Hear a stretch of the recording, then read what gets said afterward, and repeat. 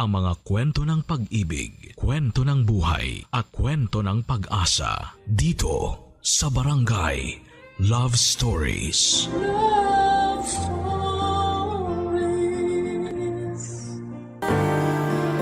Masarap balikan ang kwento ng una nating pagmamahal.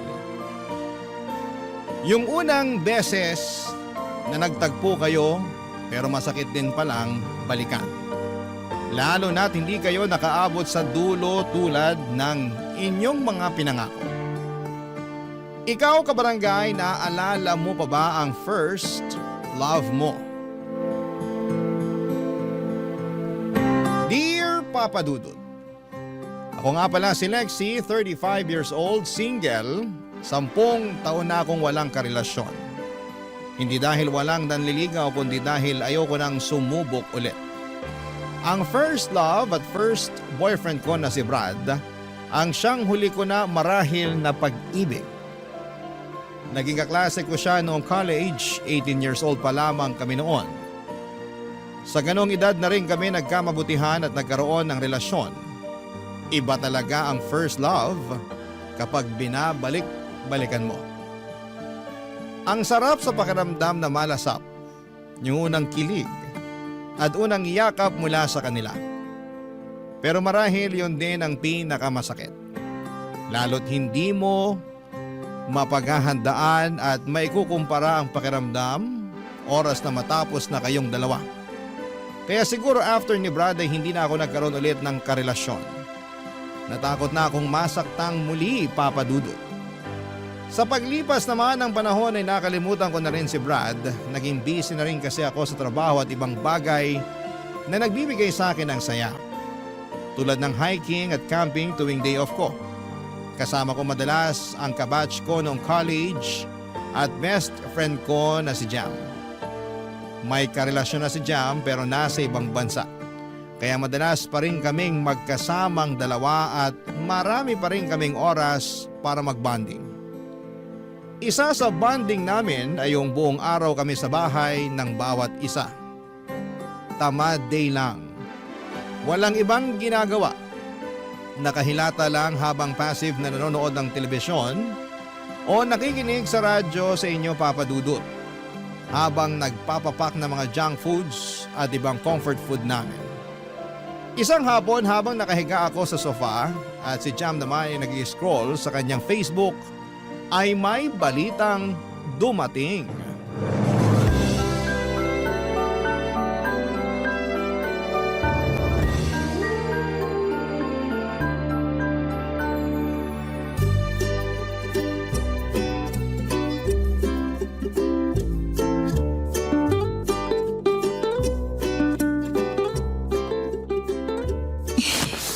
Ang lambot talaga nitong sofa mo, Jam. Kapag ayaw mo na to, bigay mo na sa akin, ha? Swap tayo sa kama mo. Sa'yo na yung sofa ko, akin na ang kama mo. Hoy, pamana pa sa akin ng lola ko yung kama na yun, no? Hindi pwede. Swap ko na lang sa isang dosenang sardinas tong sofa mo. Baka gusto mong ipukpok ko sa ulo mo yung 2 can opener ko. Ay, wala na akong pakialam sa sinasabi mo. Sobrang relaxing nitong pwesto ko. Sige, galit-galit muna tayo. Mag-scroll lang muna ako sa Facebook ko. Okay. OMG! Mag-scroll ka lang dyan. Huwag ka nang maingay. Magpa-power nap ako eh. Lexie! Ano yun? Lexie! Ano nga? Engaged na si Brad! Brad. Yung ex mo, yung first love mo, kaklase natin sa college. Yung... Jam, kilala ko si Brad. Kumalma ka nga. bakit parang ewan yung sagot mo riyan? Bakit ganyan ang reaction mo? Kasalanan to ng sofa mo eh. Masyadong nilambutan. Okay ka lang? Obvious ba? So, hindi? Lapit ba ako sa'yo? Damayan kita? Ha? Para saan? Kasi ang sakit kaya kapag nalaman mong nakahanap na ng the one yung one great love mo. First love ko lang si Brad. Sobra ka namang mag-assume na siya yung one great love ko. Hindi ba? Kasi sa pagkakaalam ko, ilang taon mo siyang iniyakan. Nung nalasing ka at nag-relapse, sabi mo siya ang greatest love mo. At ipapaalala ko lang sa'yo ha, 10 years na, pero hindi ka pa rin nakahanap ng kapalit ni Brad dyan sa puso mo. Handa kong ipagpalit si Brad sa sofa mo, girl. Nagpapanggap kang okay, no? Bakit naman ako magpapanggap na okay? Hindi naman na kailangan kasi okay na okay ako. Kaya please, hayaan mo na lang ako mag-power nap. Sige, kung yan ang makakatulong sa'yo para hindi maramdaman ng pain mula sa engagement ng first boyfriend mo, go lang. Hay naku, Jam. Naka-move on na ang lahat sa amin, ikaw na lang ang hindi pa. Kasi alam mo naman na naging president ako ng fans club nyo nung college tayo, no? Ay, akala talaga namin, kayo na yung magkakatuluyan. Ang daming signs noon na hindi kami match. Ewan ko ba sa inyo kung bakit iniisip niyong magkakatuluyan kaming dalawa? Pero ang dami ring signs na kayo ang endgame ng isa't isa. Saksi ako kung paano kayo magmahalan dati Wag ako, girl. Kita ko lahat. Ramdam ko ang pagmamahalan yung dalawa ni Brad. Sagad sa buto.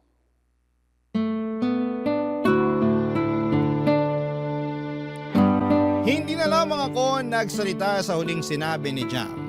Nagpanggap na lamang ako na hinila na ng antok. Nakapikit na ako noon at piniling huwag nang harapin pa si Jam. Baka kung ano pa ang masabi nito at baka kung ano pa ang maalala nito sa nakaraan namin ni Brad. Pero sa pagsapit ko or pagpikit ko ay bigla naman akong hinila ng nakaraan. Kung saan ay magkasama pa kami ni Brad. Tulad ng nasabi ko sa inyo, 18 years old lamang kami nang magkakilala. Napunta siya sa block section namin ni Jam. Nakatabi sa upuan, nakipagkilala siya sa akin kasi kailangan niyang humiram ng ballpen at humingi ng papel. Wala kasi siyang dalawang kahit na ano maliban sa kanyang sombrero. Yun ang simula ng naging close kami ni Brad. Kasama siyempre si Jam at lagi na kaming magkakasama kada subject, lagi kaming magkakatabi. Siguro doon kami na-develop ni Brad dahil lagi kaming magkasama. Mas nakikita ko nang malapitan ang gwapo niyang mukha, makinis at palangiti siya. Habang ako naman ay hindi makatingin sa kanya sa tuwing tumititig siya sa akin at sinasabihan ako ng maganda. Lagi niyang pinapansin ang namumula kong tenga. Tinanong niya noon kung bakit namumula ang tenga ko at ang sabi ko ay dahil sa init ng panahon. Pero ang katotohanan, namumula lang ang tenga ko kapag katabi ko siya. Kasi kinikilig ako at humahalo pa sa hiya ko sa tuwing magdidikit ang braso niya sa akin, Papa Dudut.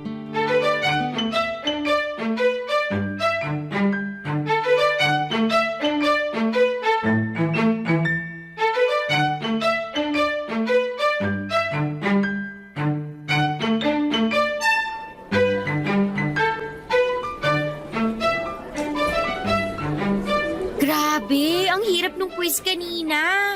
Kulang na lang ma-stroke ako sa first question. Grabe si Ma'am Cruz.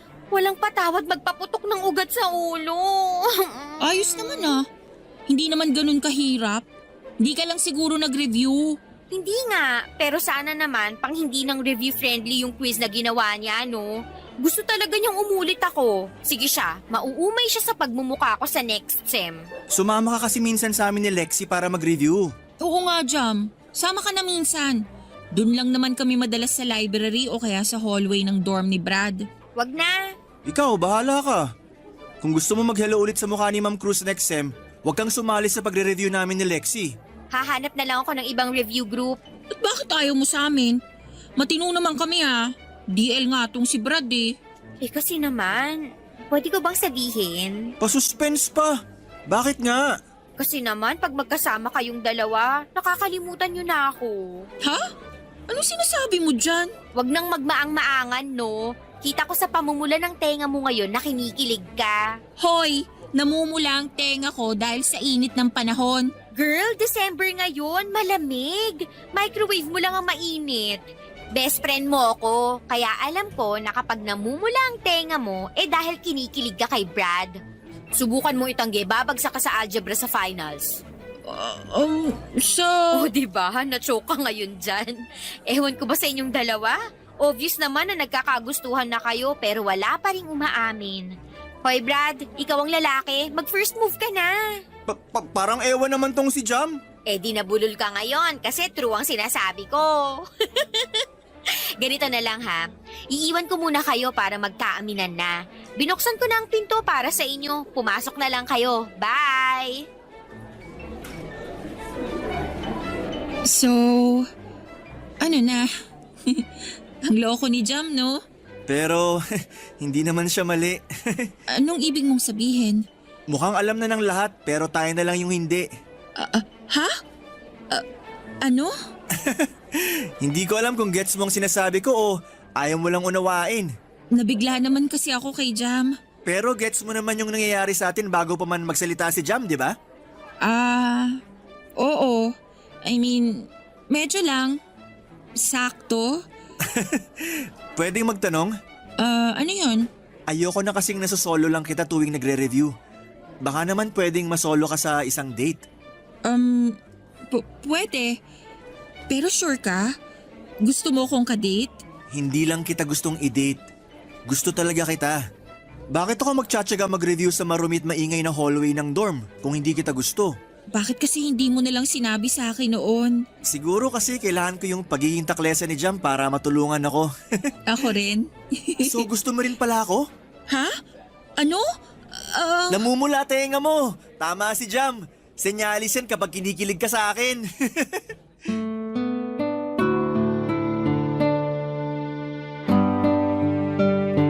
Papadudot, hindi na ako nakatanggi sa sinabi ni Brad.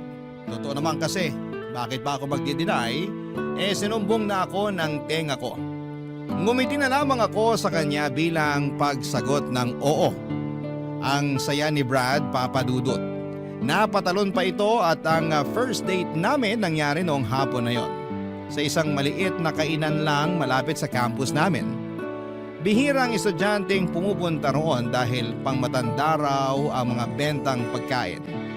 In-order namin ang large size special bibingkang bigas at dinuguan na may siling labuyo. Para sa amin, mas perfect na i-partner ang dinuguan sa bibingka kesa sa puto.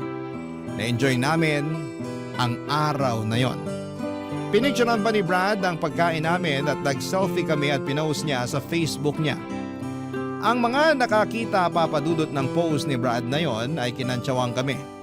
Lahat sila'y natuwa dahil finally daw ay umamin na kami sa isa't isa. Nagbiro pa yung iba at sinabing nagpustahan pa sila na sa huli ay magiging kami rin.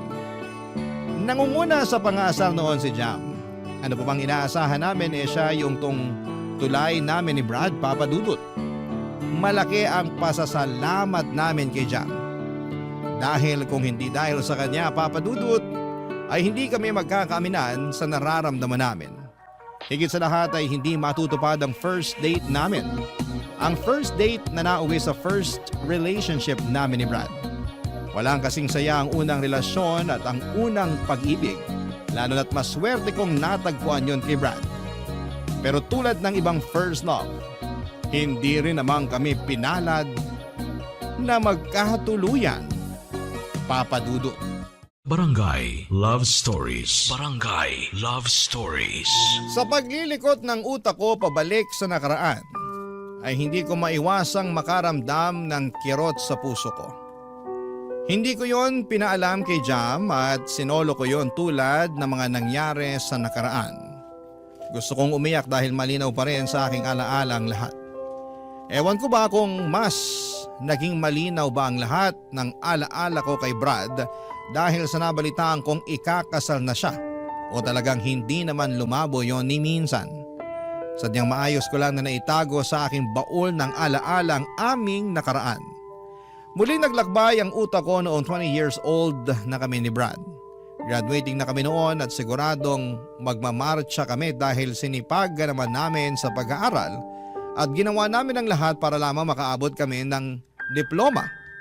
Kakatapos noon ng finals namin, nag-celebrate kami sa paborito naming kainan kung saan namin binibili ang bibingkang bigas at dinuguan.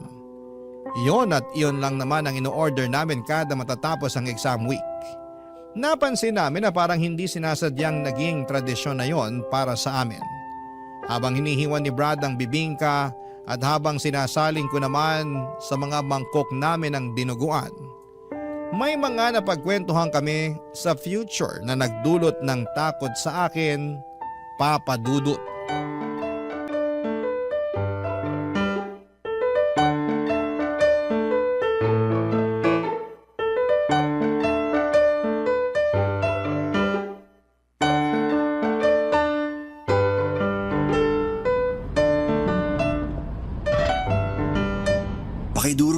yung siling labuyo ha.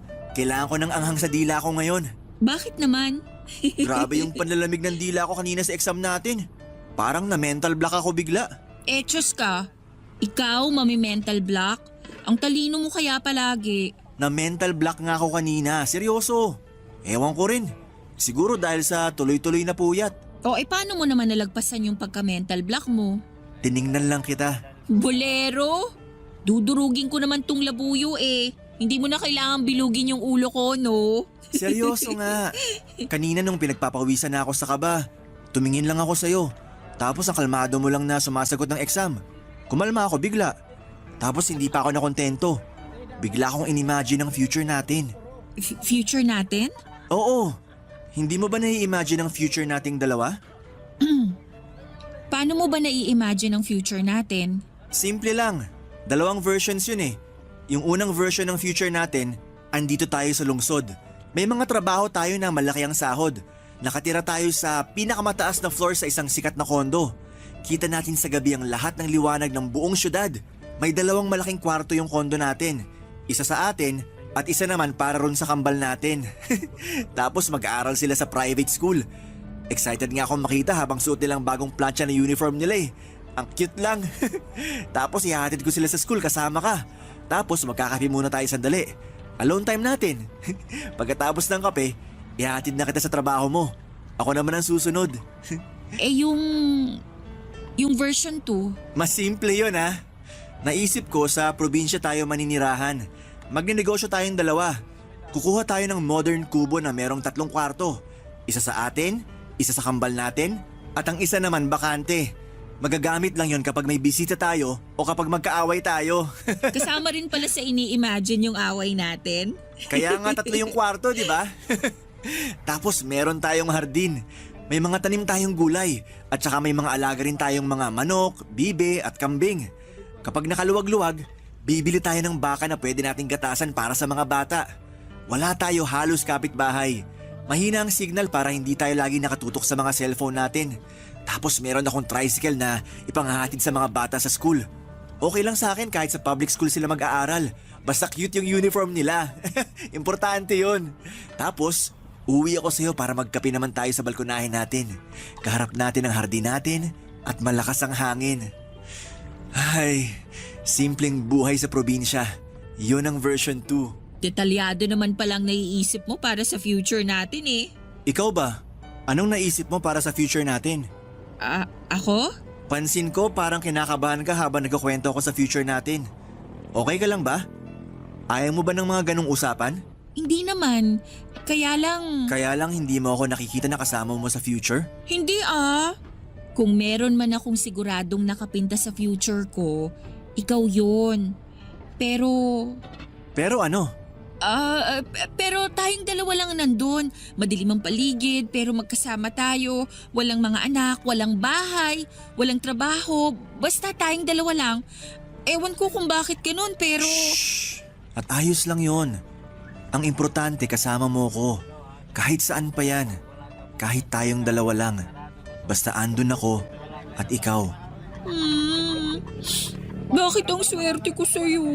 Kasi tinutumbasan ko lang kung gaano ako kaswerte sa'yo. Halos maiyak ako sa sinabi ni Brad, Papa Dudut. Niyakap ko siya dahil sa panginginig ko. Hinalikan niya ang ulo ko para mapakalma. Sinabi niyang wala akong dapat na ipangamba dahil sisiguraduhin niyang magkasama kami hanggang sa pagtanda. Doon ako kumalma, Papa Dudut. Doon ko naramdaman na sigurado na talaga ako. Sigurado ang puso ko na siya na ang kasama ko hanggang sa dulo. Hindi ako magagaya sa mga magulang ko, lumaki sa chaotic or magulong pamilya. Ang mga magulang ko ay walang araw na hindi sila nagtalo at nagsakitan. Lahat yon ay pinakita nila sa harapan ko. Hindi nila ako itinago sa kwarto habang nag-aaway sila o pinalabas man lang. Sinadya nilang makita ko ang sakitan nila para pumili ako kung sino ang aking kakampihan. Napaka-unfair na makita yon ng isang bata. At kapag nag-aaway sila, ako ang nadadamay.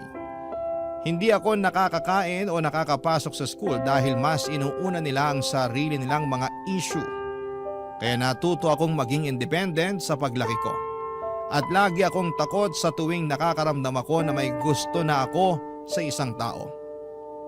Agad kong nilalayuan dahil biglang nagpa-flashback ang gulo ng mga magulang ko noong bata pa lamang ako kapag may nagugustuhan ako. Maliban na lang syempre kay Brad. Siya lang ang nakapagbura ng mga pangit na ala-ala na yon. Kaya sa kanya ako sumugal. Kaya nga hanggang sa makagraduate na kami at makahanap ng trabaho kami pa ring dalawa. Magkasama rin noong nagsisimula sa mababang posisyon sa trabaho hanggang sa ma-promote kami at maging kabilang sa mga boss ng pinagtatrabahuhan namin. Kaka 25 years old lang namin noon. At tulad ng dati, sinelebrate namin ang achievement na yon sa pamamagitan ng pagkain ng paborito naming bibingkang bigas at manghang na dinuguan, Papa Dudu.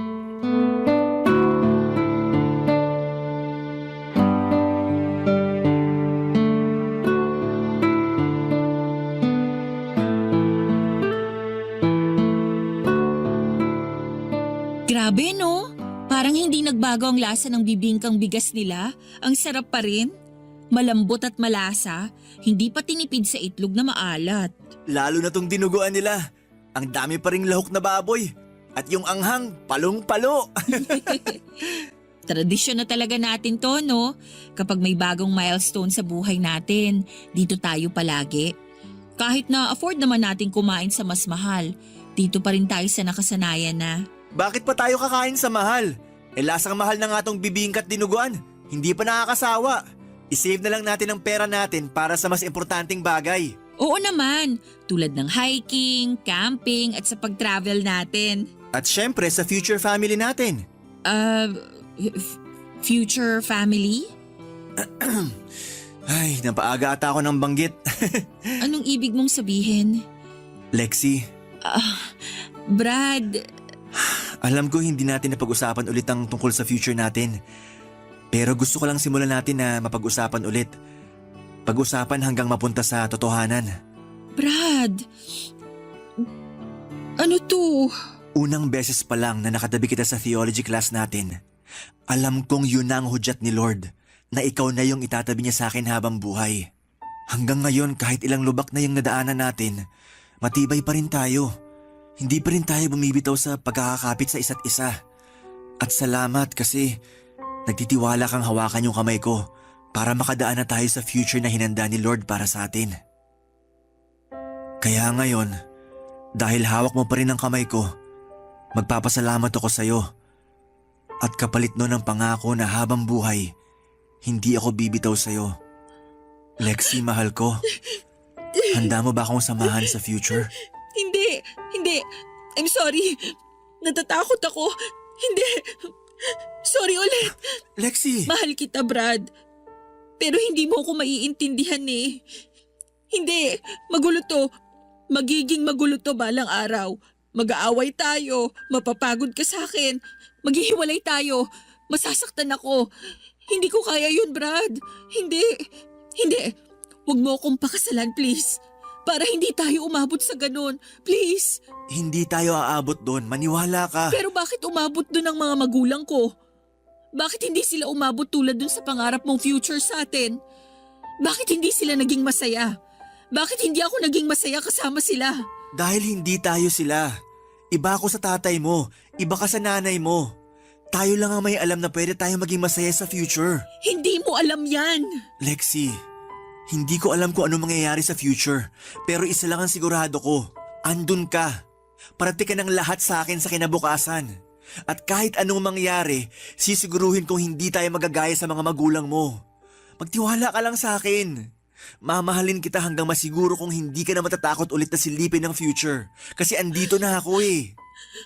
Paano kung hindi mag-workout? Paano kung mag-workout tayo? Paano kung sabay tayong magkakaroon ng puting buhok at rayuma sa tuhod? Ayaw mo bang maranasan yun? Gusto. Ikaw ang magdidesisyon kung aabot tayo ron. Kaya... Oo. Sabay tayong magkakaroon ng rayuma at puting buhok.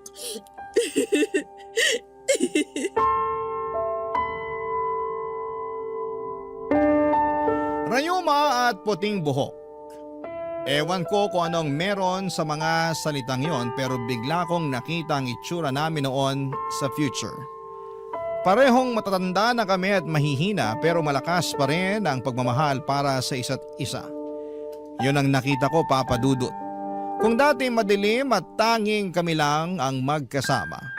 Pero nagkaroon ng kulay ang future namin sa paningin ko.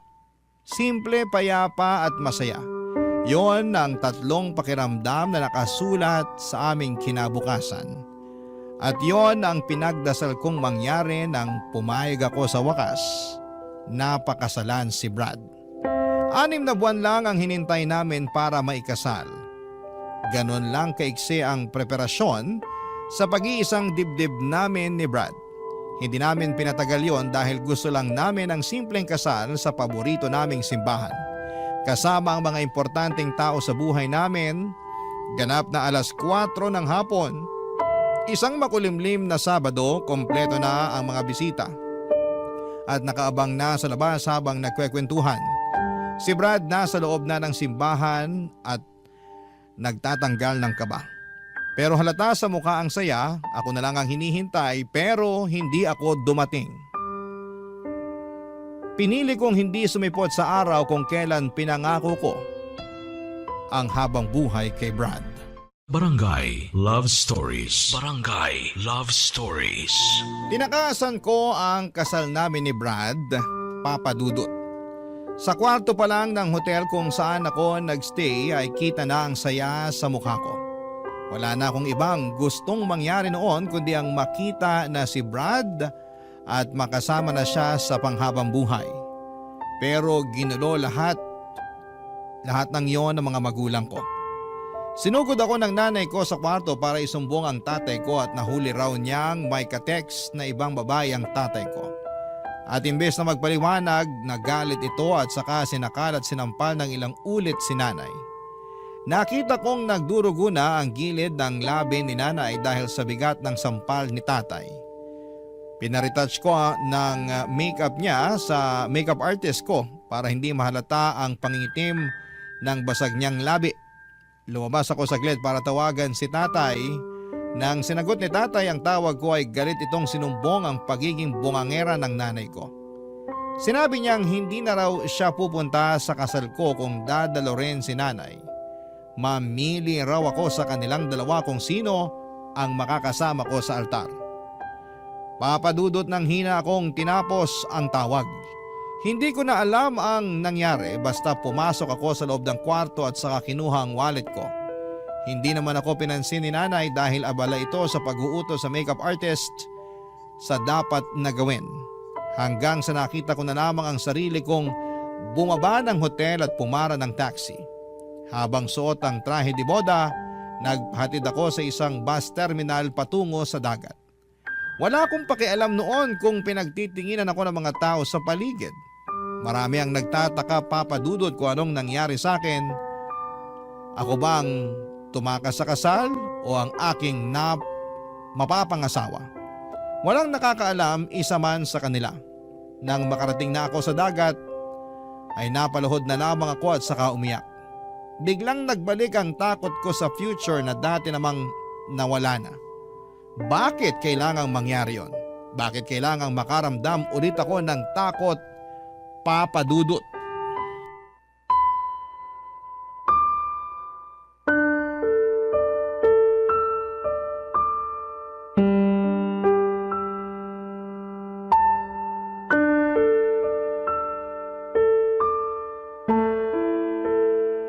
Lexi, asan ka na? Somewhere. Please, sabihin mo sa akin kung nasan ka. Susunduin kita. Huwag ka matakot. Normal ang wedding jitters. Hindi to wedding jitters, Jam. Please, Lexi. Halika na rito sa simbahan. Hahawakan ko ang kamay mo hanggang mawala ang kaba mo, okay? Trabaho ko yun bilang maid of honor mo, di ba? Magkakampi tayo, promise. Halika na. Nasan ka na ba? Jam, I'm sorry. Lexi, andito na kasi kaming lahat. Saka gusto na naming makita kung gaano kakaganda ngayon. Ang tagal na nating pinili yung wedding gown mo, ha? Huwag mong ipagdamot yan sa amin na makita. Jam, alam mo... Lexi, ikaw ba to? Brad? Asan Nasaan ka? Mahal ko, halika na. Malilate na tayo. Gusto mo ba sunduin kita? Pupuntahan kita. I'm sorry, Brad. Okay lang yun. Hindi ka dapat mag-sorry. Aayusin natin to. Sabihin mo lang kung nasan ka para alam ko kung saan ka pupuntahan. Nakausap ko na yung coordinator natin. Pwede naman daw i-adjust yung oras ng kasal. Pumayag naman daw yung simbahan. Tsaka ayos lang dun sa mga bisita. Kaya please, wag ka na mag-sorry. Okay? Susunduin na kita. Huwag mo na ako sunduin. Hindi ako sasama sa'yo. Lexi, akala ko ba? Akala ko rin eh. Akala ko kaya ko nang bitawan yung takot ko. Pero nabitbit ko ulit. Pasensya ka na ha. Parang hindi ko kasi kayang iwan yung takot. Kasi yun ang nagpoprotekta sa akin para hindi na ako masaktan ulit. I'm sorry, Brad. Yang takot mo, pinrotektahan ka niyan sa paraang alam niya noon. Pero tapos na yung purpose niya sa'yo ngayon. Kasi ako na yung bibit-bit sa'yo. Ako nang bahalang pumrotekta sa'yo. Hindi mo na kailangan yung takot kasi andito na ako. Napag-usapan na natin to, di ba? Basta tayo yung magkasama, walang lugar ang takot. Kasi kaya nating kalabanin yan, di ba? I'm sorry, Brad. Kung ano man ang nangyari kanina para mabuhay ulit yung takot mo, hayaan mo. Susolusyonan natin yan. Akong bahala. Yun naman ang pangako ko sa'yo, di ba? Akong bahala. Brad, palayain mo na ako. Kasi bigla ka na lang nawala ulit sa future ko. Biglang ako na lang ulit. Nakakatakot pero tanggap ko. Hindi na kita makita sa future. At ayoko nang pilitin na gawin yon kasi nakakapagod na. Hindi. Hindi ako naniniwala. Kasi hindi naman ako umalis para hindi mo mahanap. Kailangan mo lang ako makasama ngayon para makita mo ulit yung future natin. Yung pagputi ng buhok, di ba? Yung rayuma sa tuhod. Di ba yun naman ang end goal natin? Ang magkasama hanggang sa panghihina? Mahina na ako ngayon, Brad. Hindi ko na kayang abutin yung mga nakaplano sa future natin. Kasi ngayon pa lang, lunod na ako rin eh. Hindi na ako makaahon at ayoko nang umahon. Kaya hayaan mo na ako. Hindi ako ang dapat mong makasama sa future mo kasi hindi kita deserve. Hindi ko kayang makita yung nakikita mo. At sorry ulit kasi sinubukan ko naman eh. Pero wala talaga. Nawala lang talaga. I'm sorry, Brad. Hindi. Hihintayin kita rito. Alam ko may tapang pa rin sa puso mo. Hindi yan puro takot. Kilala kita. Matapang ka at kaya mong labanan yan. Ilang beses mo nang nagawa, di ba? Hihintayin kita. Dito lang ako sa simbahan. Kahit umalis na silang lahat.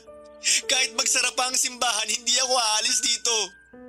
Magtitiwala ako na pupunta ka. Bumalik ka.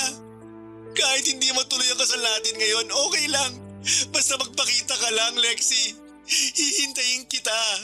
Parang awa mo na. Kahit wala na sila. Huwag mo nang paguri ng sarili mo, Brad. Huwag ka nang maghintay. Tama na. Maawa ka naman sa sarili mo. Hindi ako ang para sa'yo. Sana mapatawad mo ako at sana balang araw matagpuan mo yung tamang tao para sa'yo. Yung katulad mo na may malinaw na direksyon at plano sa future. Hindi katulad ko na malinaw lang ang takot. I'm sorry, Brad. I'm sorry. Hindi halos matapos ang iyak ko noon, Papa Dudut. Tuloy-tuloy lang ang pagbagsak ng luha kahit ayoko na at pagod na. Sa dulo ng puso ko ay merong sumisigaw at sumakay na ako ng bus at bumalik sa piling ni Brad. Pero mas nang ibabaw ang sigaw ng takot. Mas malakas ang sinasabi nitong huwag na akong aatras. Iyon daw ang tama at kailangan ko siyang palayain. Mas pinaniwalaan ko ang sigaw na yon. Kaya ang sakit ay nagtuloy-tuloy at ang bigat ay mas naramdaman ko. Sa pagdaan ng mga araw ay hindi na ako muling nagparamdam kay Brad. Hinanap niya ako pero pinili kong magtago. Hanggang isang araw ay hindi na ito nagparamdam muli, Papa Dudut. Napakasakit. Pero kailangan ko pong tanggapin. Hindi na kami nakapag-usap na dalawa at lumipas na ang 10 taon saka ko natanggap ang isang masakit na balita. Ikakasal na siya. Hindi ba't yun naman ang hiniling ko para sa kanya? Ang mahanap niya ang tamang babaeng pakakasalan niya. Dapat ay maging masaya ako pero bakit ang sakit pa rin kapag inaalala ko? Huminto na ako sa pagbalik sa nakaraan para na naman akong nalulunod. Parang kahapon lang nangyari ang lahat base sa sobrang lalim na sakit na nararamdaman ko. Hindi ko alam kung ano ang gagawin ko noon. Dinampot ko ang cellphone ko at tinawagan ang isang pamilyar na numero na hindi ko kailanman binura sa cellphone ko. Ang number ni Brad. Nanginginig akong nagdasal na sana'y hindi pa rin siya nagbago ng numero. At tila pinakinggan naman ang aking kahilingan at ilang segundo lang ay sinagot na yon ng pamilyar na boses, Papa Dudut.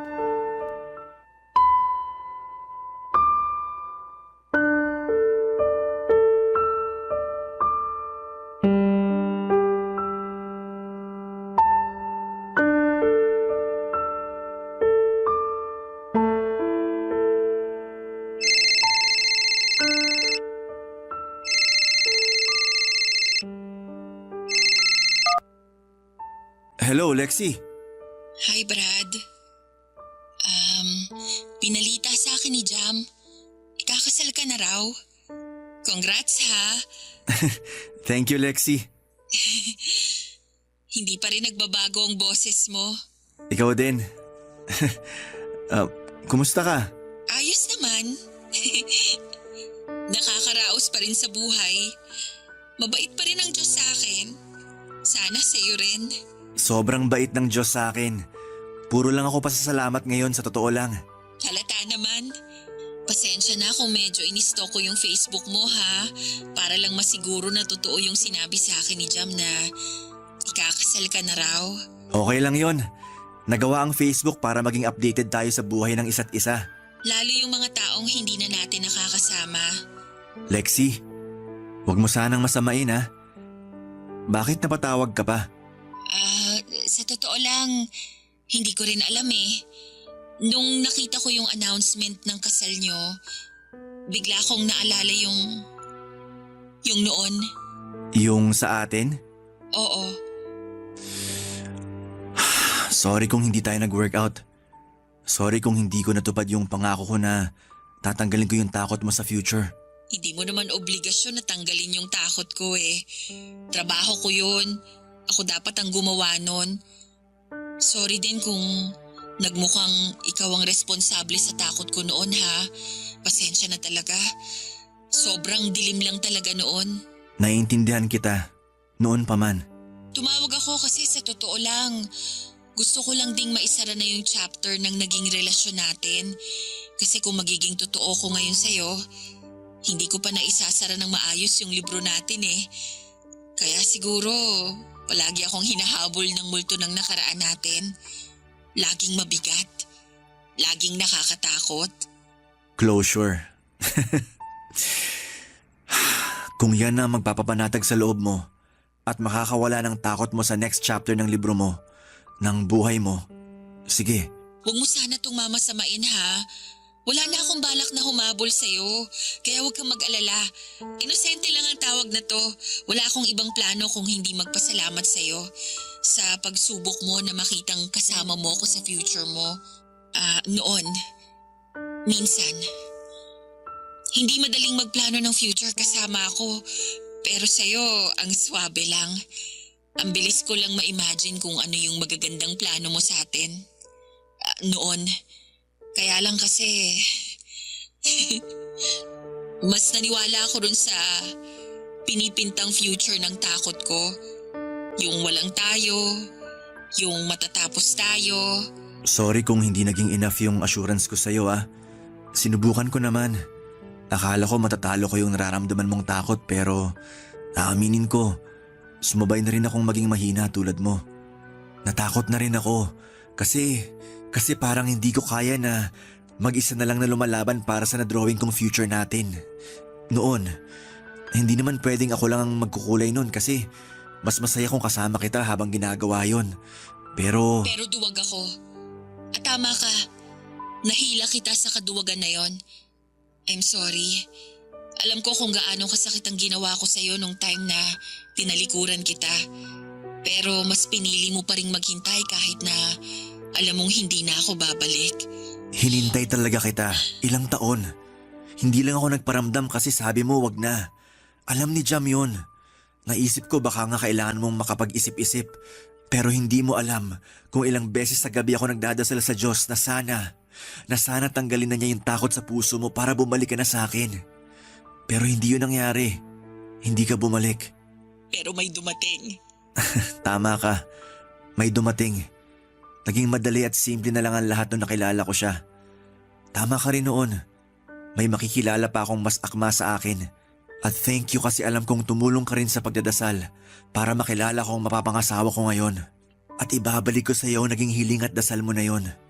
Hinihiling ko na balang araw kapag handa ka na at wala nang takot, makilala mo na sana yung lalaki na magpapakita sa iyo na masarap magkaroon ng puting buhok at rayuma sa tuhod kasama ang tamang tao.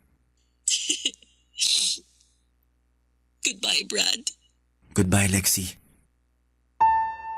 At doon na nga tuluyang nagsara ng payapa ang kabanata namin ni Brad. Naisara ko na rin ng tuluyan ang libro na matagal ko nang itinatago. Ang gaan. Ang gaan sa pakiramdam na magkaroon ng katapusan ng kwentong hindi na para sa'yo. Kahit minsan iniisip mo yung ang happy ending mo, wala pa ako sa ending ko at parating pala mga kuroon. Yung tamang tao para sa akin ay on the way na. At habang bumabiyahe pa siya, gumagawa naman ako ng paraan para ayusin ko ang sarili ko. Para matanggal ang takot ko.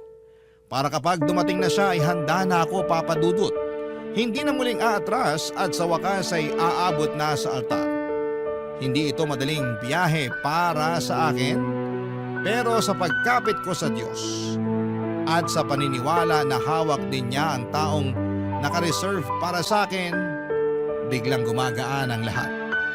Bigla akong gaganahan na ayusin ang sarili ko. Kaya para sa lahat ng mga natatakot, para sa lahat ng mga taong hindi nagkaroon ng magandang nakaraan, hindi pa huli ang lahat. Hanggat nakakabangon ka pa, hanggat nakakahinga ka pa, may oras pa para lumaban. At huwag kang mag-alala, nakikita ng Diyos ang iyong pinaghihirapan. Alam niya kung ilang beses kang umiyak at ilang beses kang bumangon.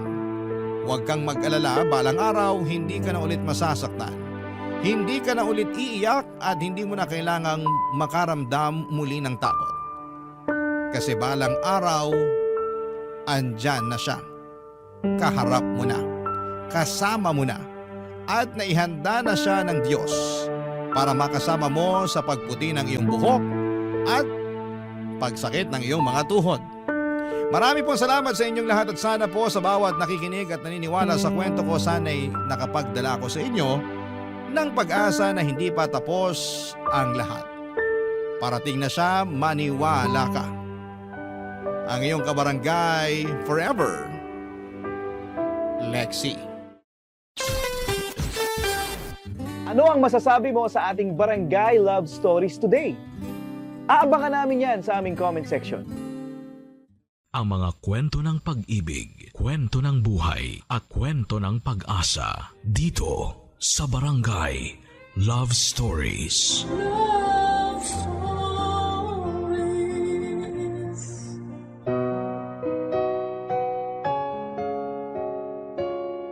Aminado ang letter sender natin ngayon na si Joanna na matatakotin siyang tao.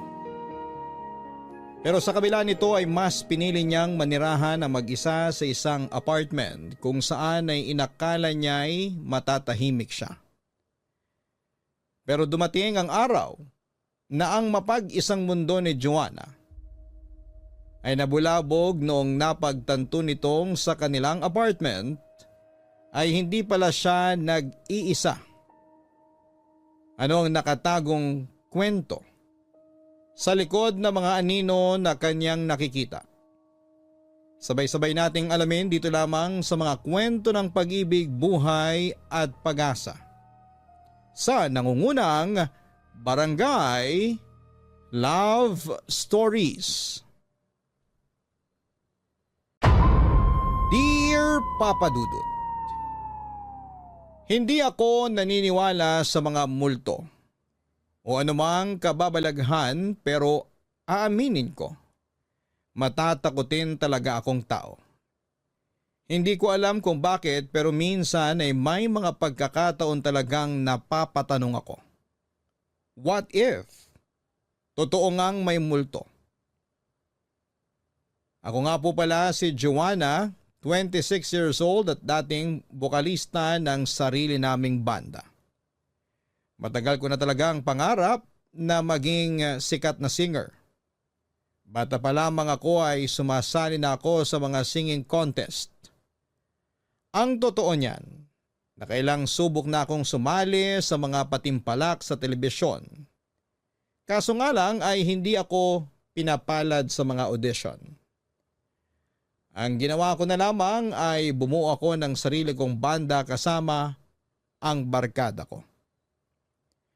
Ang simpleng passion namin ay ginawa naming propesyon. Nagsimula kaming kumanta sa mga bar and events. Hindi naglaon ay nagkaroon na kami ng imbitasyon sa mga pista hanggang sa dumayo na kami sa iba't ibang lugar para mag-perform. Hindi namin inaasahan na ang banda namin ay magkakaroon ng mangilang-ilang tagahanga.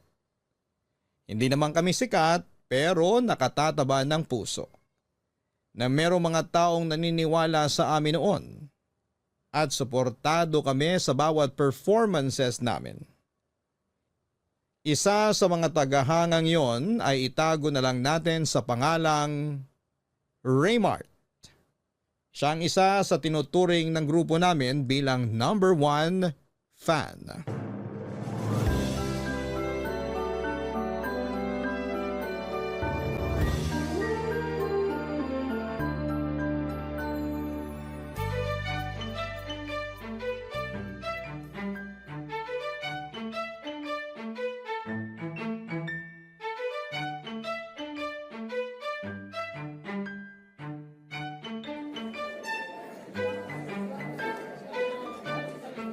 Joanna!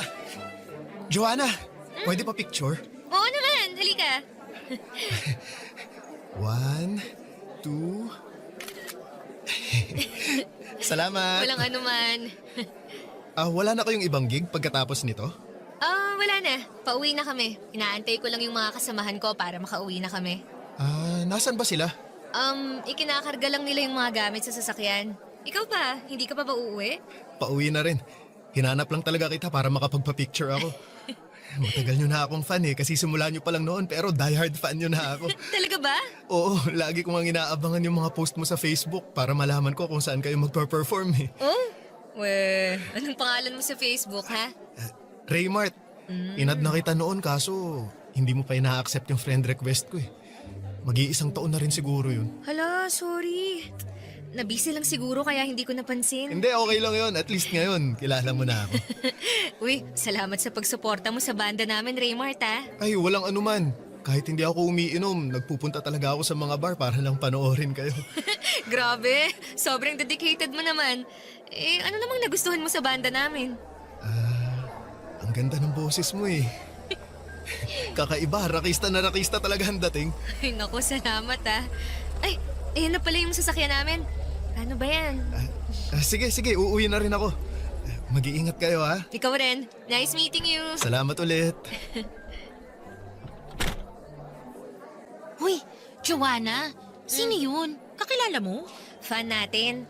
Nakipag-picture lang tsaka nakipagkwentuhan. Pamilyar kasi sa akin yung lalaking yun eh. San ko nga ba siya nakita? Naalala ko na. Siya yung laging nanonood sa atin. Yung nakatayo lang sa sulok na parang serial killer. Grabe ka naman. Pero yun nga yung sabi niya. Lagi raw niya tayong pinapanood. Uy, wag ka. Number 1 fan daw natin siya. Pero Medyo weird siya. Weird? Bakit mo naman nasabi? Kung saan-saan ko siya nakikita eh. Papunta na sa stalker level. Ayaw mo ba nun? Lagi siyang present sa mga gig natin. Hindi lang naman siya sa mga gig natin present eh. Kaya siya pamilyar sa akin kasi lagi ko siyang nakikita kung saan man tayo magpunta. Kahit nga nagkakape lang tayo sa labas, nakikita ko siya. Nakatayo lang sa malayo eh. Ang creepy! Masyado ka namang judgmental. Ganun talaga yung mga fans. Gusto nila makita yung idol nila 24/7. Kung maka-fans ka naman dyan, akala mo sobrang sikat na natin. Wala pa nga 500 yung followers natin sa page. Karamihan pa nga doon mga kaibigan at kamag-anak lang eh. Basta ang mahalaga, may nakaka-appreciate na sa atin. Maging masaya ka na lang na may natatawag tayong fan. Ikaw talaga napaka-ungrateful mo. Anong ungrateful doon? Maingat lang ako, no? Mas maganda na yung walang fan kaysa magkaroon ng supporter na mukhang psycho. Huy, yung bunganga mo Grabe ka sa tao, hinusgahan mo agad. Basta ako, masyado siyang creepy para sa akin. Baka mamaya hindi mo alam, may sarili ka na palang altar sa bahay niya, no? Ikaw talaga, Maiko. Tara na nga, para makauwi na tayo. Uy, creepy alert! Sa mga sumunod pa naming gig ay mas naging mapagmasid na ako. At tama nga ang mga sinabi ni Micah. Lagi ngang present si Raymart sa bawat performances namin kahit saang lugar pa ito. Pero hindi katulad ng normal na tagahanga, si Raymart ay palagi lang nasa likod o di kaya'y nasa sulok. Tahimik na nakatayo sa dilim at nanonood. Hindi ako judgmental na tao pero aminado ako. Na noong mga panahong yon ay medyo creepy na rin ang tingin ko sa kanya dahil sa mga pinagsasabi ni Micah. Ganon pa man ay patuloy ang naging pagsuporta sa amin ni Raymart. At dahil magkakilala na kami ay hindi na siya nahihiyang lumapit sa akin tuwing natatapos ang performance namin. Ipinakilala ko siya sa grupo at hindi nagtagal ay naging malapit na rin sa kanya ang iba pang miyembro ng banda namin. Unti-unti ay napalitan din ang naging unang tingin namin kay Raymart. Kung tutuusin, na-misinterpret lang ni Micah ang ugali nito. Mahiyaing tao si Raymart na medyo may nerdy personality. Pero sa kabila noon ay lumalabas siya at nakikihalubilo sa mga tao para lamang mapanood niya kami. Dahil lagi namang present si Raymart sa bawat ganap ng banda, ay inampun na namin siya at parang naging miyembro na rin siya ng aming grupo. Pero sa hindi maipaliwanag na pagkakataon, sa pagdating ni Raymart sa buhay ko ay siya ring simula ng mga kababalaghang nangyari sa aking mundo.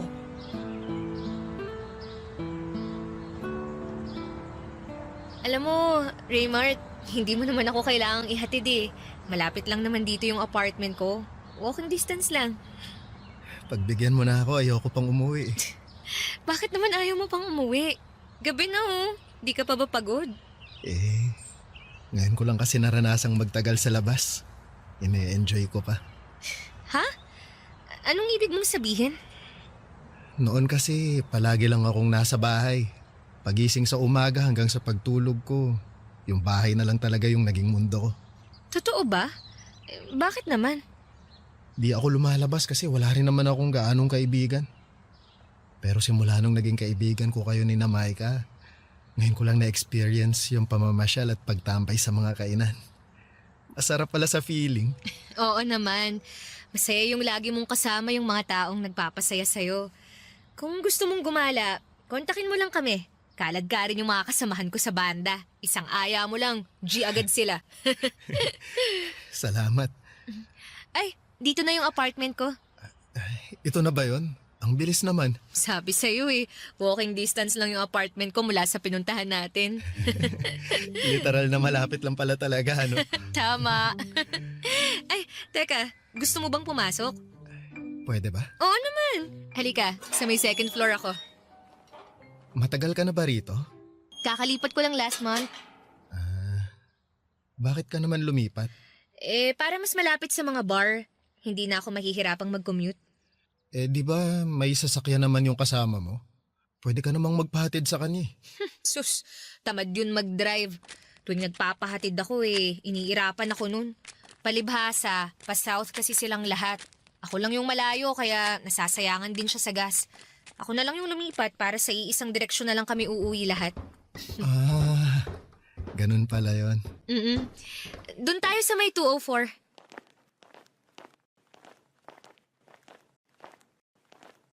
Huh? Teka, ano tong box na to sa may pinto? Baka naman order mo online.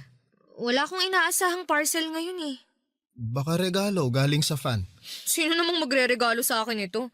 Hindi naman kami ganun kasikat, no? Buksan mo para malaman mo kung kanino galing. Teka, bubuksan ko. Ano to? Damit ko to ah. Hindi ba yan yung suot mo kahapon?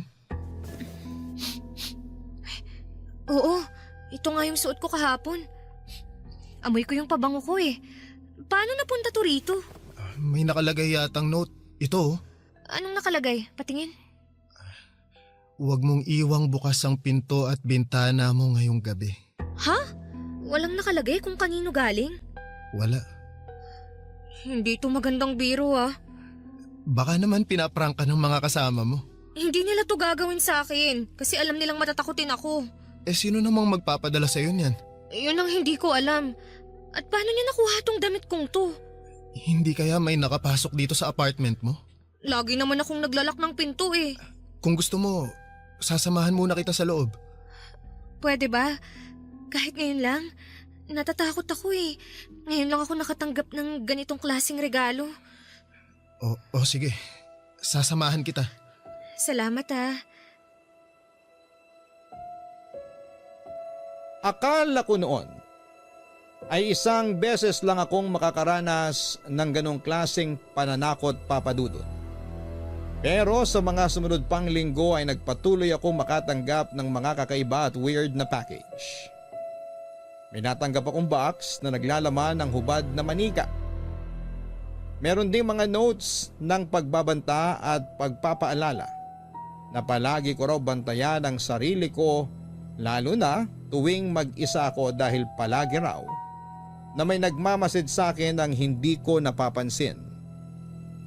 Dahil hindi na maganda ang mga nangyayari ay naisipan kong makipag-ugnayan sa landlord ko. Humingi ako ng kopya ng CCTV sa floor namin para makita kung sino ang nagpapadala ng mga naturang packages. Pero sa kasamaang palad ay matagal na palang hindi gumagana ang mga CCTV na naka-install sa building namin.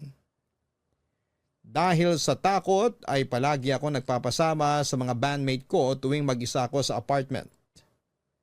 Kapag busy naman sila ay wala akong choice kundi ang magpasama kay Raymart. Hindi naglaon ay nakaramdam ako ng security sa piling ni Raymart. Sa bawat pagsasama naming dalawa ay unti-unti akong nakabuo ng koneksyon mula sa kanya. Hindi ko inaasahan na noong mga panahong yon ay unti-unti na palang nade-develop ang feelings ko para sa kanya, Papa Dudut.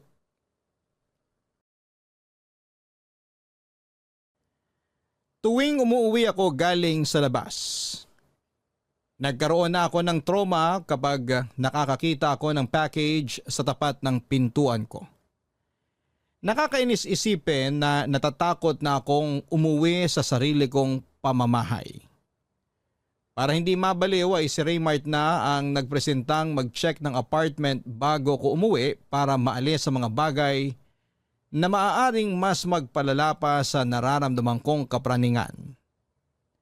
Napansin kasi nito na nagsimula na akong maging balisa at kabado sa mga maliliit na bagay. Ipinagkatiwala ko kay Raymart ang apartment sa pamamagitan ng pagbibigay ng spare key sa kanya. Sa ganung paraan ay madodouble check nitong ligtas ang apartment ko bago ako umuwi. Kahit papaano, sa tulong ni Raymart ay unti-unti ko ring naibalik ang sarili ko sa dati. Ang nakapagtataka lang, Papa Dudut, sa aming magbabanda, ako lang ang nakakatanggap ng ganong klaseng regalo.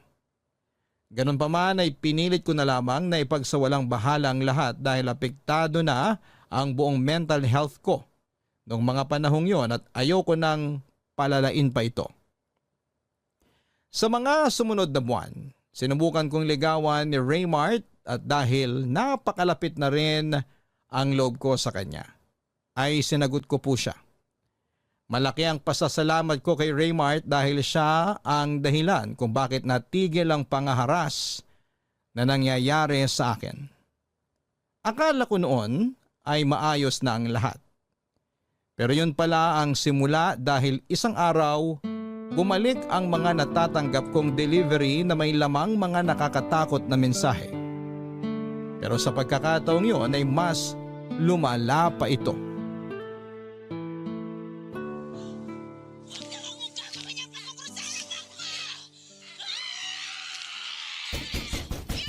Ayan na yata yung in-order nating pagkain online. Pero ba't ganun? Hindi man lang siya tumawag. Baka walang load. Pero ang weird wala namang umaakyat dito para mag-deliver ng pagkain. Usually, ako yung bumababa para kunin yung order kong pagkain Baka pinaakyat na lang ng guard sa baba.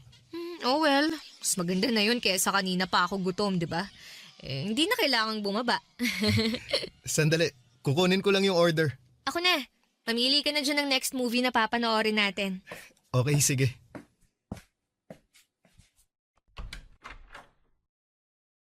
Huh? Wala namang tao. Kuya? Weird na mali lang siguro ng unit. Raymart! False alarm! Baka na mali lang... Ay, naku! Grabe naman makakatok to. Sandali lang po. Wala kasing tao nung... Wala na namang tao. Ano ba? Gabi na nang titrip pa kayo? Kung sino ka mang katok ng katok dito, walang nakakatuwa sa ginagawa mo. Mga tao talaga ngayon.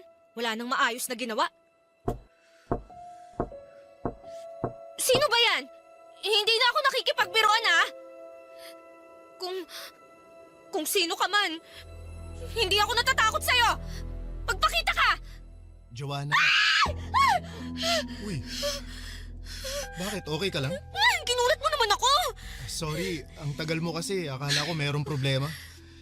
Walang tao Kanina pa may katok ng katok pero wala namang tao sa labas. Hindi yung order natin yung dumating? Hindi.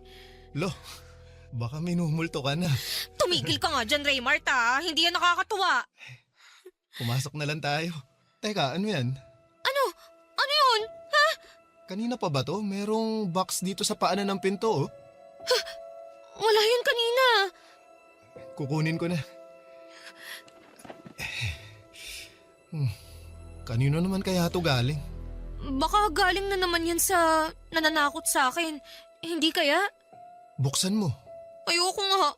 Baka kung ano na naman laman yan Baka naman galing sa fan mo, nahihiya lang magpakita. Buksan mo na. Huwag ka nang matakot, nandito naman ako Sige na nga.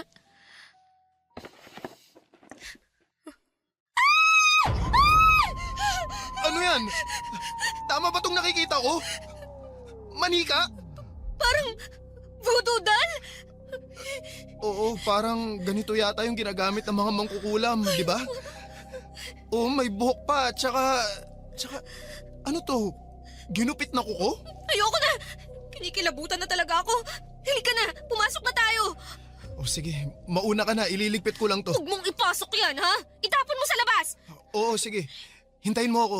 Maglaka ng pinto, ha?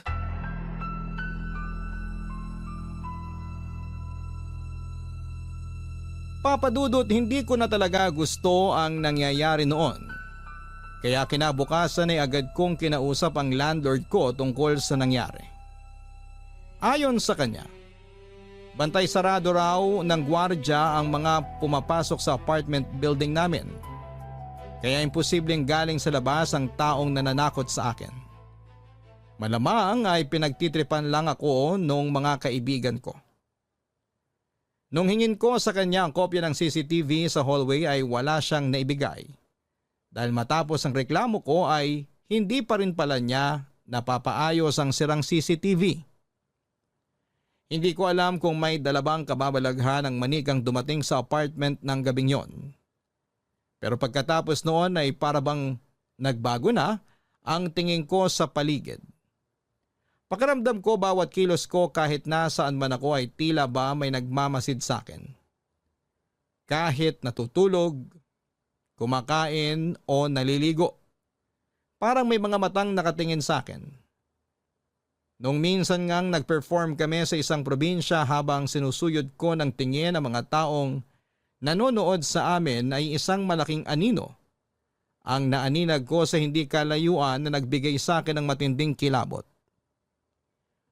May pagkakataon pa noon na habang mag-isa lamang ako sa apartment. May mga naririnig akong kalabog sa ibang parte ng apartment na para bang may kasama ako sa bahay kahit na mag-isa lamang ako.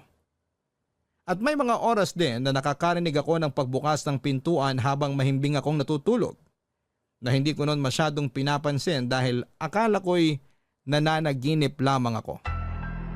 Isang gabi, lumabas ako ng apartment para bumili ng pagkain sa convenience store. Pagbalik ko ay naging bala ko sa nadatnang ko sa apartment, papadudot.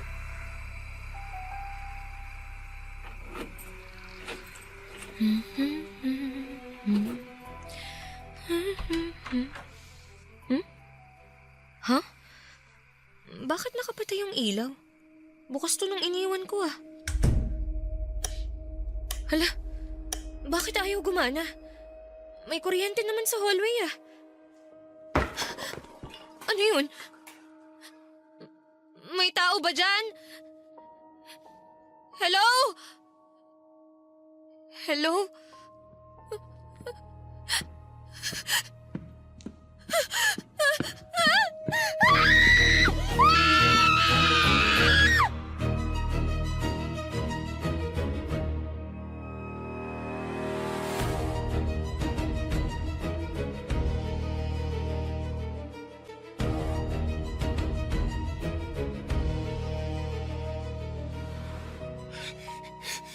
Joanna!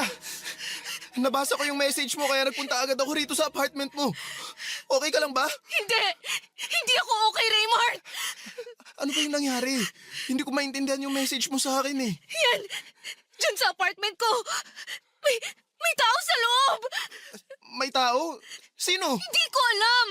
Lumabas lang ako para bumili ng pagkain tapos magpasok ko. Nakapatay na yung mga ilaw. Tapos may nakita akong anino sa loob.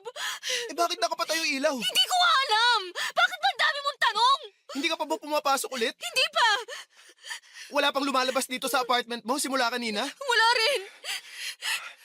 So ibig sabihin, kung totoo ang nakita mo, nandito pa sa loob yung taong yon? Malamang. Gusto mo i-check ko ulit? Oo, pero sasama ako sa'yo. O sige, halika na.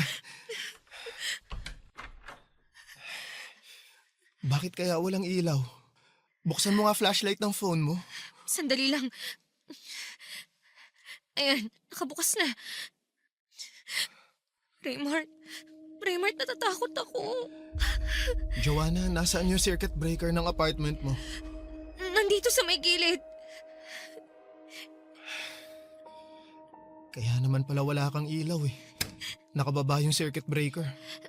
Baka ibinaba nung kung sino mang pumasok sa apartment ko. Eh nasaan na yung taong nakita mo? Eh mukhang wala naman tao dito sa loob ah. Maniwala ka sa akin. May nakita akong anino kanina rito sa loob. Malaki siya. Joanna, baka naman guni-guni mo lang yun. Hindi ba uminom ka ng gamot kanina kasi sabi mo masakit yung ulo mo? Alam ko kung ano yung nakita ko. Eh nasaan siya ngayon? Hindi ko alam. Baka lumabas siya sa bintana. Tingnan mo yung bintana, nakabukas oh. Tatalon siya mula sa second floor? Eh ang daming tao sa baba. So anong gusto mong palabasin? Gawa-gawa ko lang to. Hindi naman sa ganun, pero... Umalis ka na. Joanna naman. Salamat sa pagsama sa akin, Raymart. Siguro nga, guni-guni ko lang yun. Okay na ako. Sasamahan na kita. Hindi na. Papadudot, kinausap ko si Micah tungkol sa mga nangyari. At ang agad niyang bungad sa akin, Baka si Raymart lang daw ang may pakana ng lahat. Dahil nagumpisa lang naman daw ang mga kakaibang nangyari mula nang makilala ko si Raymart. Papadudot, matapos ang pag-uusap namin ni Micah ay hindi ako nakatulog ng gabing yon. Sobrang daming tumatakbo sa isipan ko ng mga oras na yon. Inisip ko ang mga sinabi sa akin ni Raymart kung totoo nga ba ang mga nakita ko. Hindi ko alam, pero parang ginagaslight ko na ang sarili ko that time na ilusyon at guni-guni lang ang mga nakikita at naririnig ko. Dahil sa mga natatanggap kong nakakatakot na package ay kung ano-ano na ang pumapasok sa isipan ko. Sa parehong pagkakataon ay hindi rin nawala sa isipan ko ang mga binanggit na posibilidad ni Micah. Paano nga kung si Raymart ang gumagawa ng lahat ng ito? At kung hindi naman si Raymart ay mahirap ding paniwalaan na minumulto o minamaligno ako. Malaki ang tiwala ko kay Raymart dahil sa mga tulong na ginawa niya sa akin. Siyempre, boyfriend ko siya kaya ayaw ko naman siyang paghinalaan.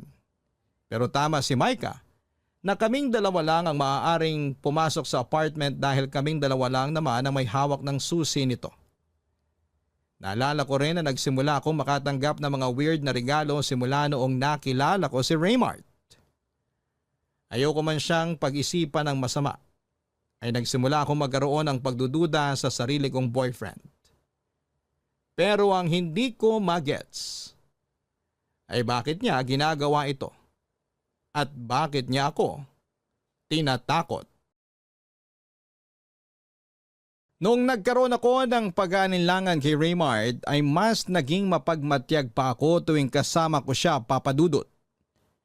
Sa mga sumunod na araw ay pinakiramdaman ko ang paligid ko. At sa hindi inaasahang pagkakataon ay wala akong naramdamang anumang kababalaghan.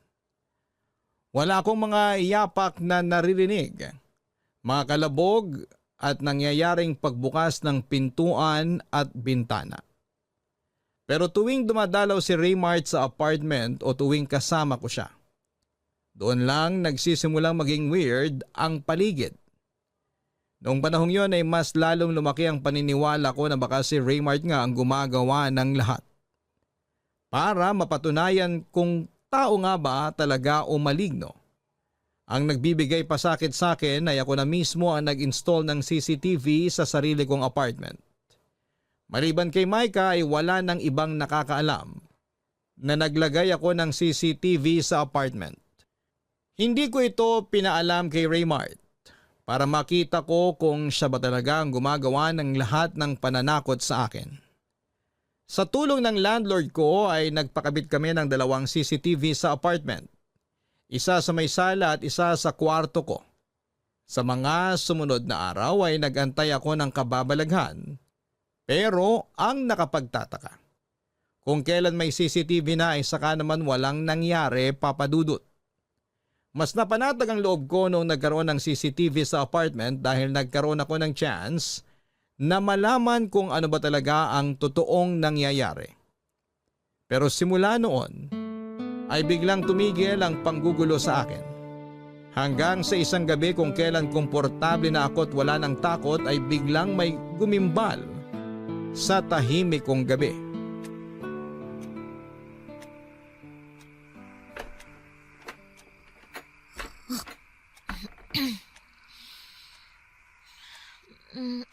Tama ba yung narinig ko?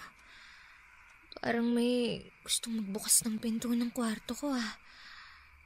Baka nananaginip lang ako. Joanna, ano bang ginagawa mo? Tinatakot mo lang ang sarili mo eh. Makatulog na nga lang ulit.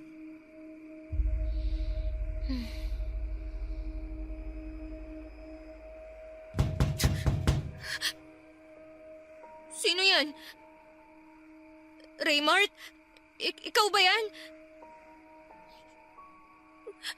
Raymart, kung ikaw yan, hindi ako nakikipagbiruan sa'yo.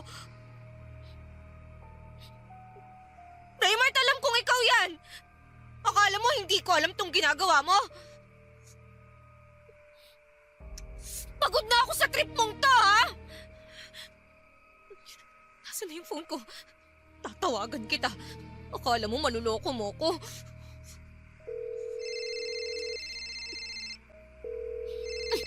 Sabi na nga ba eh, ikaw tong nananakot sa akin eh.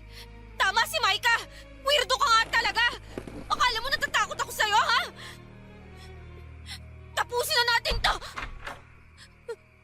Raymond, nasan ka? Magpakita ka sa akin! Huwag ka magtago sa dilim!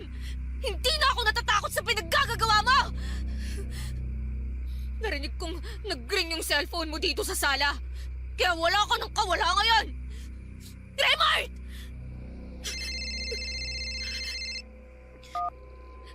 Hello, Maika? Sabi na gising ka pa eh. Nakita ko kasing online ka sa Messenger. Online ako kasi may tinawagan ako. Tama yung hinala mo. Si Raymart nga yung nananakot sa akin. Raymart? Anong ibig mong sabihin? Nandito siya ngayon sa apartment ko. Nagtatago. Girl, okay ka lang? Kaalis lang namin sa bar. Kasama namin ngayon si Raymart. Actually, papunta na nga kami dyan sa apartment mo ngayon. Ano? Tinatawagan kita kasi dadaan kami dyan. Nawawala kasi yung phone ni Raymart. Nagbabaka sakali siya na naiwan niya dyan yung cellphone niya nung nagpunta kami dyan kanina. Nandito nga yung cellphone niya. Pero kung kasama niyo ngayon si Raymart, sino yung kumakatok sa pinto ng kwarto ko kanina? Oh my gosh! Joanna, lumabas ka na ng apartment mo, okay? Hintayin mo kami, malapit na kami. Papadudot, agad-agad din namang nakarating sa apartment sina Maika ng gabing yon. Nadatnan nila ako sa first floor kasama ang gwardya kung kanino ko isinumbong ang mga pangyayari. Kasama ang gwardya ng apartment building namin ay sinilip nila ang loob ng apartment ko. Pero wala silang nakitang tao doon. Pero kapansin-pansin ang isang masangsang na amoy na hindi ko napansin kanina. Nagulat na lamang kami noong nalaman namin kung saan nanggagaling ang amoy na yon. Mula ito sa isang box na nakalagay sa ilalim ng kama ko. Sa loob nito ay isang patay na daga ang nakalagay. Nakahiwalay ang ulo nito at inuuod na. Nang gabing ding yon ay tumawag si Maika sa pulis para i-report ang pangyayari. Agad naman silang dumating para i-check ang apartment dahil walang nanakaw na gamit at wala naman silang nakitang forced entry sa apartment ko. Ay hindi nila ito pwedeng ituring na trespassing or unlawful entry. Lalo na't wala ring nakitang tao sa loob ng apartment ko maliban na lamang sa mga narinig ko at sa patay na daga na nakalagay sa isang kahon. Ganon pa man, ay nilagay nila sa blotter report ang pangyayari bilang suspicious activity. Kapag may patunay na raw kami na may pumasok nga sa apartment ko ay pwede namin itong i-report agad na siyang nakakadismaya. Dahil alam ko sa sarili kong may tao sa loob ng apartment ko ng mga oras na yon. Nag-install ka ng CCTV, di ba? Na-check mo na ba yun? Oo nga. Hindi ko pa na-check yung CCTV. Sigurado ako, nakuna nun yung mga pangyayari. Teka, sandali. Nag-install ka na CCTV? Oo. Gusto kong hulihin kung sino yung taong pumapasok ng apartment ko.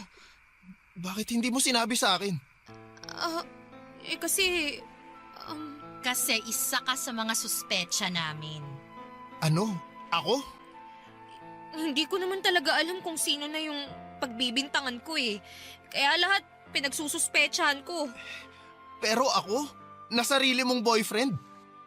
Wala ka bang tiwala sa akin, Joanna? May tiwala ako sa'yo. Pero nagsimula kasi ang lahat ng to simula nung nagkakilala tayo eh. Hindi ko yun magagawa sa'yo. Alam ko. Kaya sorry. Ganito, check na lang natin yung CCTV para malaman na natin yung totoo.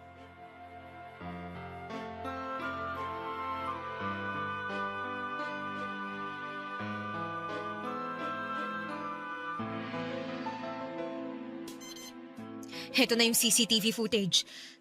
Tingnan nyo, bandang 1:00, mamamatay yung ilaw. Kung sino man yan, malamang Alam niya kung nasaan yung circuit breaker. Ginawa na niya yan dati. Hindi ko na napansin na nawalan pala ng kuryente dahil tulog na ako neto. Teka, bakit may kuha pa ng CCTV kung wala ng kuryente? Battery operated yung in-order ko online.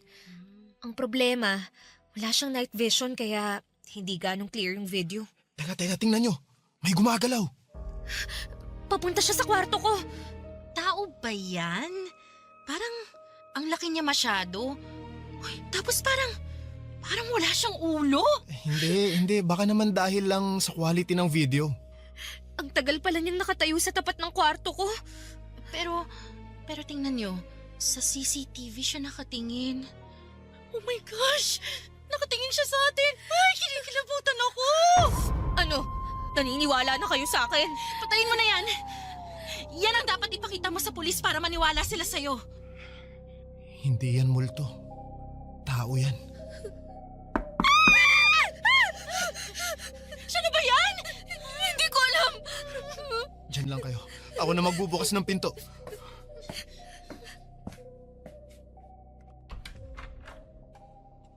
Magandang gabi. Nandyan ba si Joanna? Kayo po pala. Opo, nandito po siya. Joanna! Yung landlord mo! Mang Estong, magandang gabi po. Akala ko po ba wala kayo rito ngayon? Nabasa ko yung message mo kaya eto dali-dali ako nagpunta rito. Nagpatawag ka raw ng mga pulis. Oho, pero wala naman ho silang napala eh. Wala na yung tao nung chinek nila tong apartment. Huwag kang mag-alala. Ire-report ko to sa barangay itong nangyari ha. Sasabihan ko rin yung guard na mag-robbing gabi-gabi para hindi na yun maulit. Maraming salamat po Mang Estong ah. Kung pwede lang sanang magharap na lang kami ng taong yun eh. Para malaman kung ano talagang trip niya eh. Ay nako, wag mong hilingin yan ha. Baka mamaya magkatotoo yan. Mas mabuti na ho yun para magharap na kami. Anong akala nun? Wala akong laban? Laking kalye kaya ako. Marunong ako makipagbakbakan. Sige na. Magpahinga na kayo. Kakausapin ko na lang yung guard. Sige ho, salamat ho.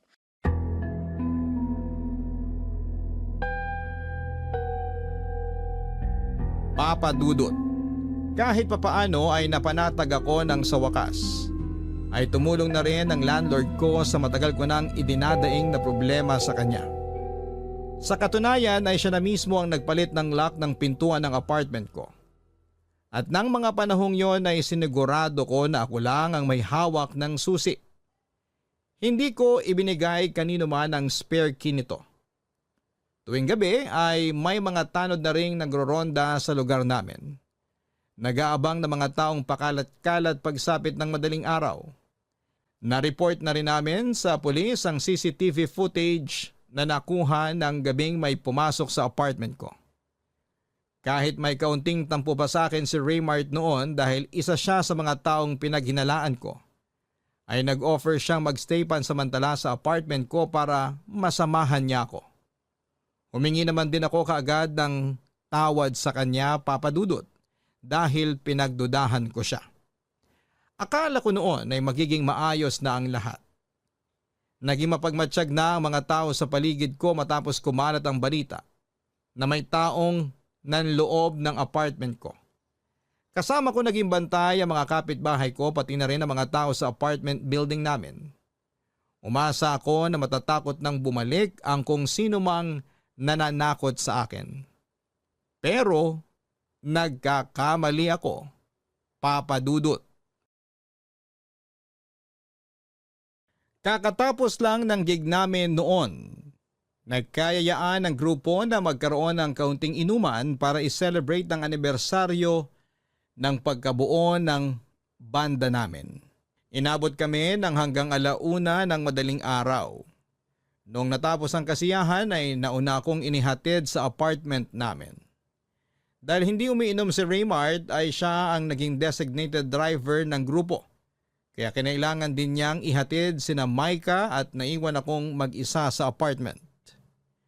Pagka-uwi ay agad ako naligo at habang nasa banyo, narinig ko ang pagbukas ng pintuan ng apartment ko.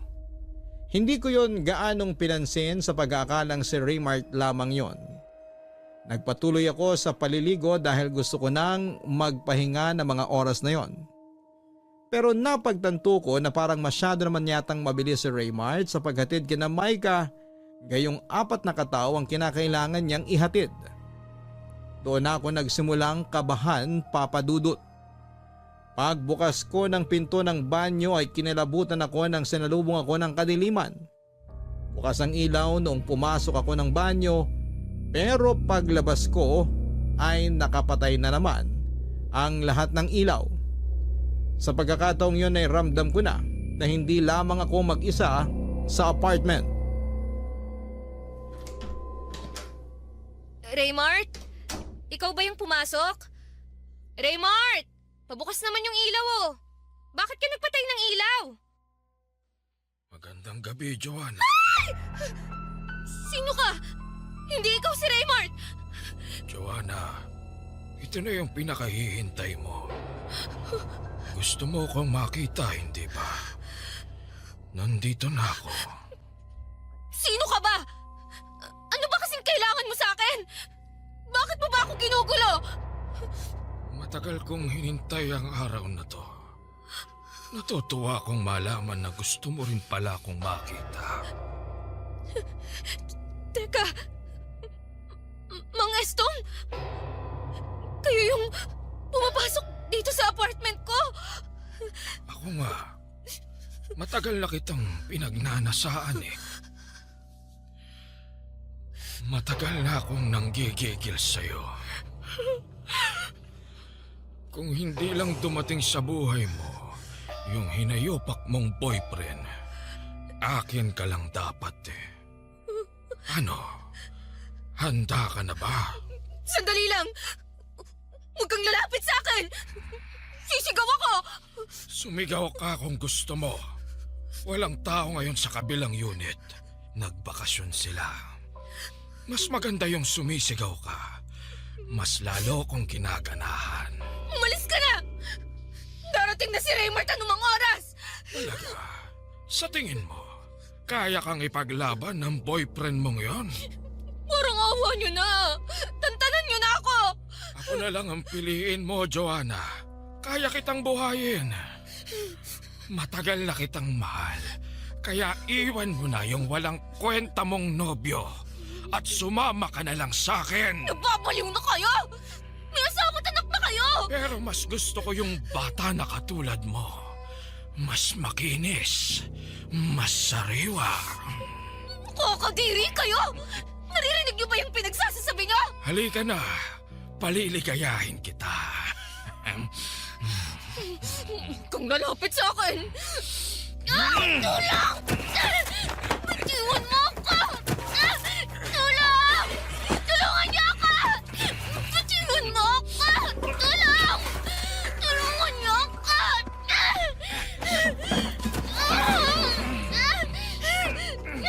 Tulungan niyo ako! Joanna! Hayop ka! Hayop! Mang Estong! Anong ginagawa mo sa girlfriend ko? Isa ka pa! Kontrabida ka sa buhay namin ni Joanna!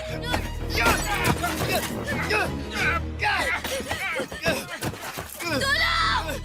Mga kapitbahay! Tulungan niyo kami! Kung hindi mo lang kinulo ang buhay namin, masaya na sana kami ngayon ni Joanna! Naririnig mo ba yung pinagsasasabi mo? Nasisiraan ka na yata ng ulo! Hindi ko tatakutin si Joanna ng ganon. Kung hindi ka lang dumating sa buhay niya, aagawin mo pa sa akin ang mahal ko!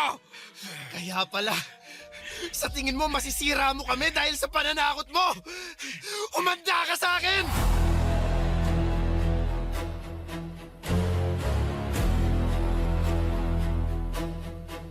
Papadudot agad na dinampot ng mga pulis si Mang Estong matapos sa mga pangyayari ng gabing yon. Hanggang ngayon, nakatatak pa rin sa isipan ko ang itsura niya na parang nababaliw na siya. Ang hinala ng mga tao ay dahil gumagamit ito ng ipinagbabawal na gamot kaya siya nagkakaganon. Sa pagsisiyasat ng mga pulis ay nakumpiska nila ang isang flash drive. Sa bahay nito laman ang mga video ko habang natutulog. Doon lang namin napagtanto na tuwing mahimbing akong natutulog ay pumapasok si Mang Estong sa kwarto ko para kunan ako ng video.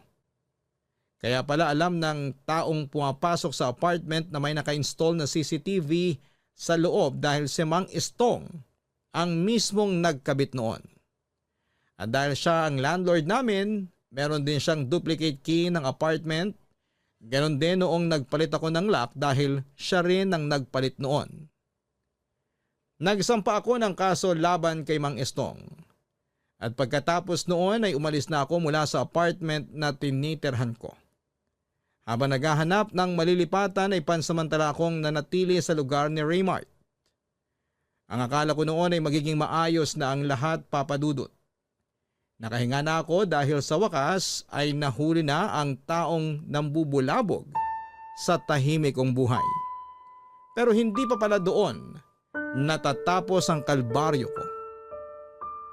Dahil noong nanirahan ako sa bahay ni Raymart, ay isang katotohanan ang aking natuklasan.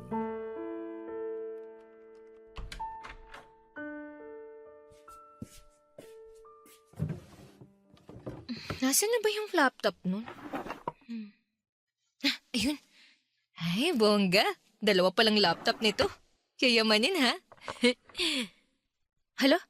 May password? Ano kayang password nun? Joanna. Sana gumana. Ay, Joanna nga yung password. Love na love talaga ako ng boyfriend kong to. Naks, picture ko pa talaga yung wallpaper ha? Pero, bakit parang wala namang laman? Iisang folder lang ang meron. Ano kaya to? Joanna ang nakapangalan sa folder eh. Para sa akin ba to? Puro mga picture ko to ah. Ang dami naman ito. Sandali. Ano tong isa pang folder? Mga video naman. Talagang well documented ako ah. Check ko nga itong isang video. Sure ka ba? Oo, sigurado na ako. Basta, gumamit ka ng proteksyon ha. Ayokong madisgrasya eh. Masyado pa akong bata para mabuntis. Huwag kang mag-alala, akong bahala sa'yo. Umiga ka na lang. Ako nang magtatrabaho. Oh my gosh! Ano to? Joanna! Halika na, kumain ka na! Bakit yan yung ginamit mong laptop? Personal ko yan ah! Ano to ha? Kinukunan mo ng video yung mga pagtatalik natin? Sandali lang. Mag-e-explain ako. Walang iya ka, Raymart, ang baboy mo! Ako lang naman ang nanonood niyan eh. Wala akong pakialam! Bakit mo ako binibidyohan ng walang pahintulot ko? Ang dami nito, Raymart, oh! Kada ginagawa ba natin yun, lagi kang nagbe-video? Gusto ko lang naman na may balikan kapag mag-isa ako eh. Nakakadiri ka! Walang iya ka! Joanna! Lumayo ka sa akin! Kaya pala may 2 kang laptop! Para sa kalaswaan pala yung isa!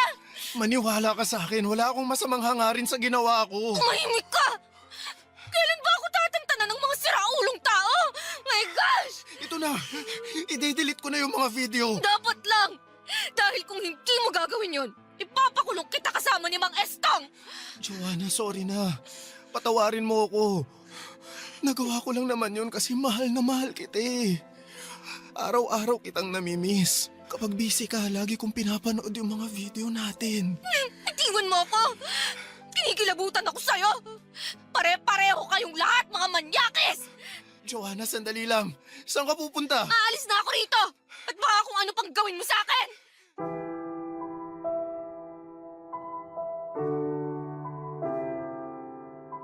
Wala nang usap-usap pa. Agad ako nakipaghiwalay kay Raymart, Papa Dudut. Matapos kong masigurado na wala na siyang kopya ng mga video naming dalawa ay hindi na ako nakipagkita pa sa kanya. All those time, tama pala ang hinala ni Micah na may kakaiba nga kay Raymart. Yun pala, katulad ni Mang Estong ay obsessed din pala siya sa akin sa puntong bawat galaw ko ay meron akong video ni Raymart. Ilan pa sa mga napanood ko na nakasave sa laptop nito ay ang palihim niyang pagkuha ng video sa akin habang nagbibihis ako. Meron ding video habang naliligo ako. At para makalimutan ang mga masasamang pangyayari sa punto ng buhay kong yon, ay nagpakalayo-layo na ako. Tumigil ako sa pagbabanda at naghanap ng ibang trabaho. Dahil sa mga nangyari ay nagkaroon ako ng trust issues sa mga lalaking dumarating sa buhay ko. Dahilan na hanggang ngayon ay hindi pa ako nagkakaroon ng boyfriend kahit na 3 taon na ang nakakalipas. Ang ipinagpapasalamat ko na lamang ngayon ay tahimik ang buhay ko na pribado at wala ng taong nanggugulo. Ito po ang aking kwento. Maraming salamat at mabuhay po kayo. Ang inyong forever kapuso at kabarangay, Joanna. Sa mundo ngayon, mahalagang maging mabuting tao. Pero mas mahalaga ang maging maingat. Hindi lahat ng taong mabait o palakaibigan ay dapat agad na pagkatiwalaan. May mga pagkakataon na ang tila simpleng pakikitungo ay may mas malalim na dahilan na minsan ay nauuwi sa karahasan. Mga kabarangay, lagi tayong makinig sa ating kutob.